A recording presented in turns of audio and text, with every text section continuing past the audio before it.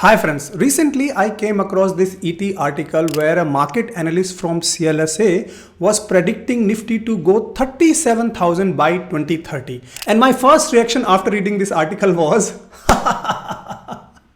no disrespect to this author here, but actually this is a pathetic prediction in my view. So as per this forecast, Nifty is going to hit 37,000 by 2030. Right now the Nifty is at a level of around 24,000. So if I calculate that from 24,000 to 37,000 in the next 6 years time comes out to be 7.48% CAGR. So that is the return that this analyst is predicting here to market to generate in the next 6 years. And in my view, with all due respect, this is a bullshit prediction. It is not going to happen. Not only this, recently when Nifty was falling down and it almost fell down by almost 10 to 11%, there were a bunch of YouTube videos declaring a huge crash coming and whatnot. And also in the media, there were articles all of a sudden appearing that, is it time to sell everything and go away from stock market? Stock market is going to crash. This is what I called short-term noise. This is a perfect example of a short-term noise that is being created to get the headline views. And if you have been panicking because of these short-term noises, this video is for you, because I'm creating this video to make sure that you do not panic when markets correct by 5%, 8%, 10%. That is the nature of the market. As an investor, you really need to have a long-term view, structural story of India, because then only you can be confident about investing in market. Look at what is happening to people who are investing in F&O market, because it's a short-term game. 95% of people are losing the money because they are only fixated on the short-term gains. And that is why I'm creating this video, to tell you that your portfolio can easily go up to 100 to 300% in the next 5 to 6 years. And I'm going to give you all of that analysis with some data. For a starter, if you invest 1,000 rupees now in Nifty 50 only, then for your money to double to 2,000 rupees in the next 6 years time, Nifty needs to only generate 13% of CAGR returns. Is it possible for Nifty to generate 13% of CAGR returns in the next 6 years? I'm going to help you understand why it is absolutely possible. And if Nifty is able to generate 13% of CAGR returns in the next 6 years, then right now the Nifty is at 24,000 level. It is going to easily cross 50,000 levels. I'm very confident that 13% of a CAGR rate is absolutely possible in the next 6 years. Let me know what is your assessment of the market in the comments. Let me know if you think that Nifty can easily hit 50k by 2030. If you don't think that Nifty can hit 50k, let me know in the comments. Can it go 40k, 35k, 60k, 70k? What is your prediction? Pause this video and let me know in the comments. Let's have some healthy discussions, because in the next 2 to 3 minutes, I'm going to share with you my rationale of why I think Nifty is going to easily achieve 50,000 level in the next 6 years. Also in this video, I'm going to cover 3 sectors that I am bullish about that can generate more than 20 to 25% of CAGR returns in the next 5 to 6 years. Before I go into details, a big shout out to today's sponsors, Odoo. If you're a small business or ever want to have your own business, you can run your entire business on one business platform, Odoo. Odoo has over 45 apps covering critical business areas such as sales, marketing, finance, and much more in one single platform, making it a perfect enterprise management software, one app for every need. Beauty is that these apps are integrated, reducing the manual work and automated to an extent to reduce minor tedious tasks. You no longer need hundreds of Excel spreadsheets or need 14 different subscriptions to run your business. Odoo platform comes with inbuilt localized capabilities such as Razorpay and UPI for payments, GST, TDS and TCS for accounting, WhatsApp integration for marketing and communication, integration with Flipkart for e-commerce, tie-up with Zomato and Swiggy for your restaurant needs, and much more. If you want to only use one app, then your first app is free for life with unlimited hosting and support. And for the website and e-commerce, you get a free custom domain for 1 year as well. If you want more, you can use all the apps for a price of 580 rupees per month per user. So check out Odoo today. The link is in the description or in the pinned comments. Coming back to our topic, that can Nifty hit 50,000 in the next 6 years time, so giving us a 13% of growth in our portfolios. And in my view, this is absolutely 100% possible, because my entire thesis is based on valuations. Allow me 2 to 3 minutes of time and you are going to learn a beautiful macro concept of GDP relation with the stock market. So if you look at Nifty 50's PE ratio, which is the valuation in the last 5 years, average PE ratio has been around 25.18. So in the last 5 years, markets have accepted a valuation for Nifty to be around 25. It has been the case in the last 5 years. Now, if I were to assume that by 2030, markets will still be the same valuations at around 25, because it is what market has accepted in the last 5 years. So entirely possible, given that India is going to become the third largest economy in the world. Assuming this valuation for the last 5 years is a very, very good assumption in my view. So let us say that Nifty PE ratio by 2030 will be around 25. So if I look at the simple formula of PE ratio is equal to price or the value divided by the EPS. Here the PE ratio is 25, and we know that if the Nifty were to hit 50,000 of value or 50,000 of the price point, I put that as the value, divide by EPS, I can calculate the EPS, which is the earnings per share for the Nifty 50 companies. It comes out to be 2000. So EPS is equal to 2000. So for Nifty to hit 50,000 by 2030 at a valuation of last 5 years, EPS, the earning per share growth rate of the top Nifty 50 companies needs to be 2000. Now, how much is the current EPS for Nifty 50 companies? Have a look at my screen. You will see it is 1086. So it means earnings per share of top Nifty 50 companies growing from 1086 to 2000 in the next 6 years.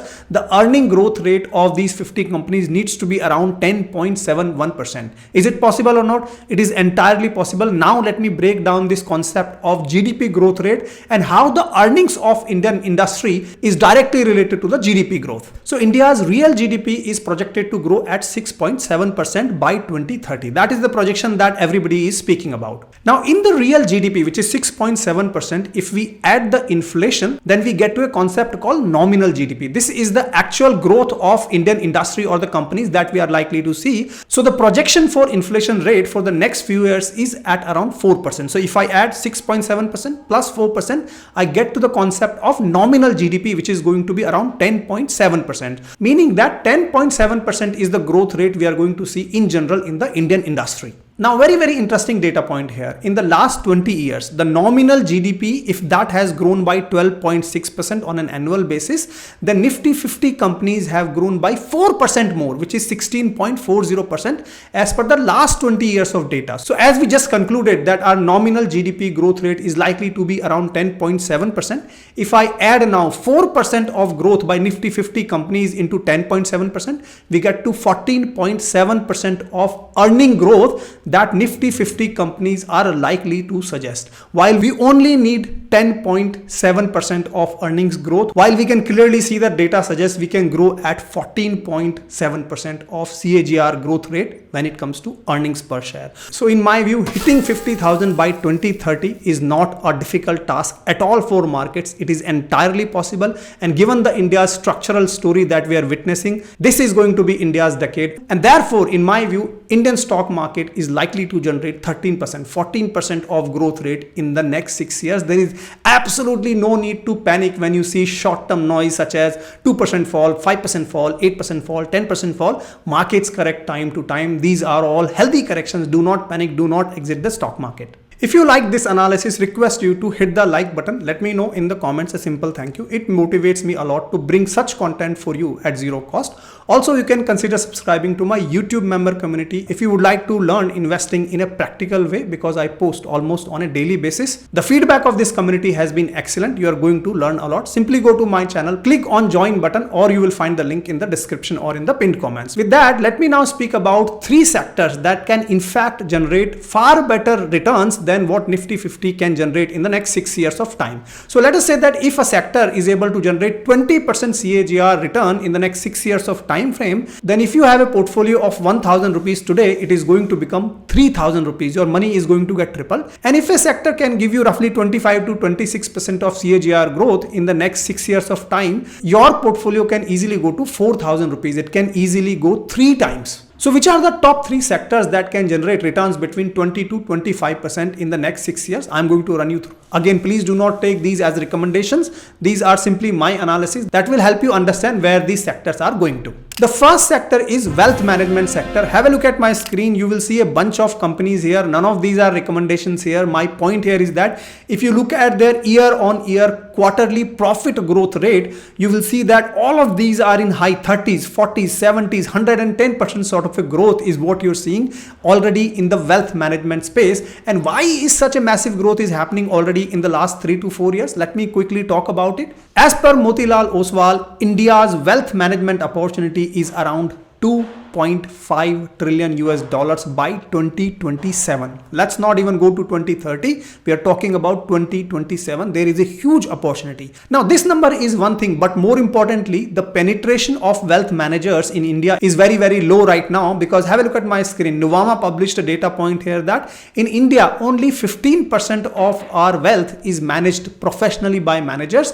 while in matured market, this ratio is 75%. So we have almost 85% of our wealth that is not being managed professionally. People are just investing on their own, or it's not managed professionally. Therefore, there is a huge opportunity in the Indian wealth management sector, and that is why these companies are growing at a rate that you just saw. Look at this screen and you will see how the SIPs are flowing into the capital market of India. It used to be 160 billion rupees in September 2023. It is gone to 245 billion rupees in September 2024. Huge growth in the capital market in India, and that is why I say wealth management is going to really drive a lot of profitability in the next 5 to 6 years. The second sector that I am really bullish about is semiconductor sectors, because people who know about semiconductor sector, they will know that in 2022, Indian government set aside almost 10 billion US dollars for semiconductor ecosystem, and recently it was in the news that we might get another 10 billion US dollars of a booster shot in the semiconductor space. So there is a huge money that Indian government is pouring into the semiconductor ecosystem. And why are they doing it? Just because by 2026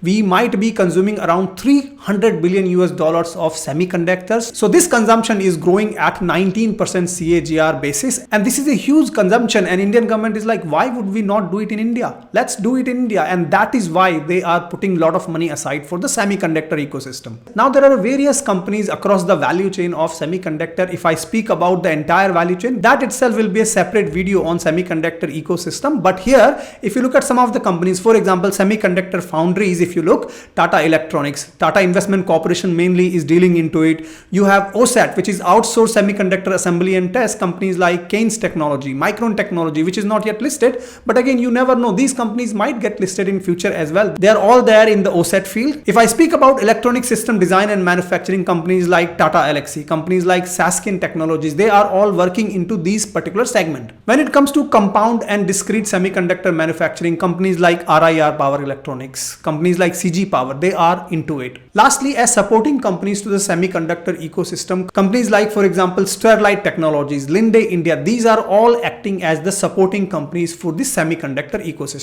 I've taken various names here. None of these are recommendations. Wanted to bring it to life for you so that you understand that in the next 5 to 10 years, there is going to be a lot of money, lot of incentives given to the companies that are going to operate in the semiconductor sector. In fact, let me know in the comments any semiconductor companies that you are tracking, you are having on your watch list. It will help people to just share their watch list so that more and more people can learn from each other. With that, let's go to sector number 3 that I am bullish on. The third sector that I am really bullish on is quick commerce business. And I know all of you have been following companies like Zomato and Swiggy, but have a look at this screen and you will see that it is forecasted that quick commerce business in India is likely to grow at around 24 to 25% of CAGR in the next 4 to 5 years. It is a phenomenal growth that we are likely to see in the next 4 to 5 years. And we are already seeing that in some of the earnings that I see. For example, Zomato, they published their results recently and we see the growth here in terms of the top line here, around 55 to 58% of growth. If you look at their EBITDA margins, they have grown up hugely in the last 1 year or so. So there is a massive profitability growth that we're already seeing in these companies. And in the next 5 to 7 years, the game is all about growth in the quick commerce business. Also, online food delivery is not far behind. If you look at what is anticipated or forecasted is that between 17 to 22% of growth rate. These numbers are very, very important. The moment you see an industry or a sector growing at around 20%, 25% growth rate, natural question question is that why would you not look to invest in that sector? Because if the earnings are likely to grow at 20 to 25% of growth rate, then the share prices are likely to automatically move into that direction, and that is what we really need to watch for. Likewise, online dining out market size, I was really surprised to see these numbers here. 46 to 53% of CAGR growth is likely to be there by 2028. These are some mind-boggling growths that are forecasted, and to be honest, these are not the numbers somebody has just made out of the thin air. Actually, we are seeing some of these numbers already in practicalities in companies like Zomato, Swiggy, Zapto. All these players are already starting to show huge profitability. Again, not a recommendation here that you go invest in Zomato, Swiggy or what stock, but idea here is to go and identify sectors that you really need to think about investing from a growth perspective. These sectors can really churn out growth rate at 20 to 25% in the next 4 to 6 years, provided you remain calm. You remain invested. You're not running from the stock market the moment it drops by 8%, 5%. Do you think that stock market will always go up to like 20% in a year? Never happens like that. There is always up, and it is followed by a down cycle. So with that, I hope you're getting very confident by listening to this video. You're getting motivated about remain invested, remain calm, do some analysis at your end, subscribe to this channel and subscribe to many other good channels on YouTube, because you're going to learn a lot by watching this free content. Also, if you want to practically learn investing, join my YouTube member community. You are going to learn a lot with some insightful analysis, some meaningful motivations coming your way so that you can remain invested and become a long-term investor. With that, check out the Odoo link in the description or in the pinned comments. Wonderful platform for businesses. I'll see you in my next video. Until then, keep rocking.